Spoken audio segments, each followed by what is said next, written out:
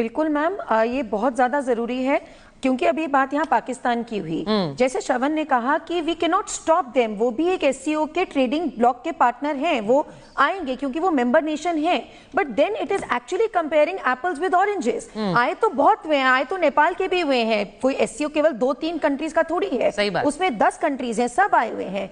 बात लेकिन ये है कि किसके साथ कितना ट्रेडिंग ब्लॉक है।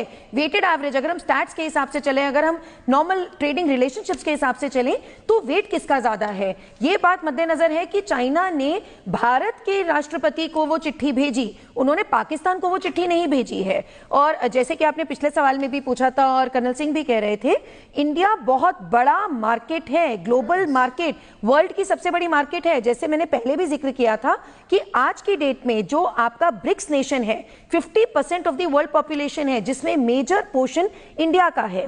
इंडिया में चाइना की भी पॉपुलेशन है, लेकिन इंडिया की population is not just a number, it is also a population जिसकी परचेजिंग पावर बहुत हाई है।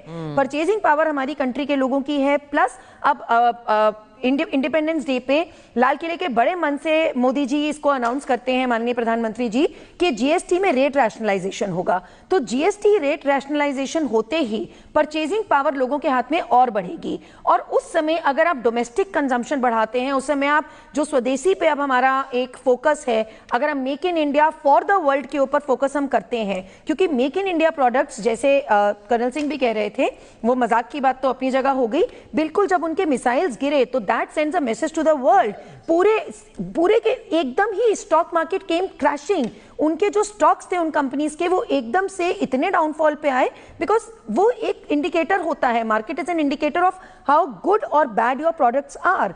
तो इंडिया की जो प्रोडक्ट्स हैं, भारत के जो प्रोडक्ट्स हैं, उनकी एक वर्ल्ड रेप्यूटेशन है कि हमारे प्रोडक्ट्स क्वालिटी वाइज होते हैं। तो चाइना के लिए आज हम इसलिए इंपॉर्टेंट होते हैं कि हमारे प्रोडक्ट्स क्वालिटी प्रोडक्ट्स होते हैं। तो दोनों कंट्रीज अगर ट्रेड नेगोशिएशन करती हैं, गुड्स इंप्रूव करती हैं, डोमेस्टिक मार्केट की तरह देखती हैं, तो बहुत सारा फायदा है दोनों देशों को आपस में। फिर बार बार मैं इस बात को मैम जिक्र दूंगी और इस पे एम्फेसिस डालूंगी कि दोस्ती का मतलब ये नहीं है कि हम we let our guards down, हमें अपने गार्ड्स ऊपर रखने पड़ेंगे। सिक्योरिटी एक तरफ है, ट्रेड एक तरफ है।